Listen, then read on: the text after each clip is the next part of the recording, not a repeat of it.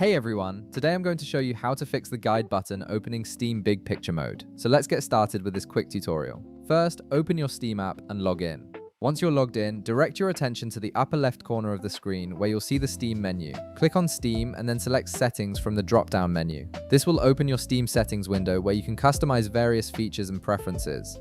In the settings window, look at the left panel and click on Controller. This section contains all the settings related to how Steam handles game controllers and their buttons. It's where you can customize button mappings and behavior for various controller features. Next, click on Show Advanced Settings. This will reveal additional controller configuration options that aren't visible by default. These advanced settings give you more granular control over how your controller interacts with Steam, including the guide button functionality. Now, look for the option that says Guide Button Focuses Steam. Right beside this option, you'll see a toggle switch. Go ahead and toggle it off. This action disables the feature that causes Steam to open Big Picture mode or come into focus when you press the guide button on your controller. By turning this off, pressing the guide button will no longer trigger Steam to take over your screen.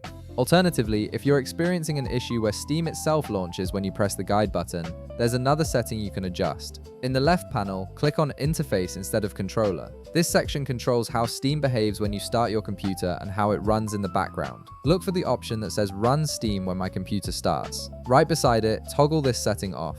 This prevents Steam from automatically running in the background after Windows starts. By disabling this feature, Steam won't launch on its own when you boot up your computer, which means it won't be running in the background waiting to respond to your guide button press. And that's it.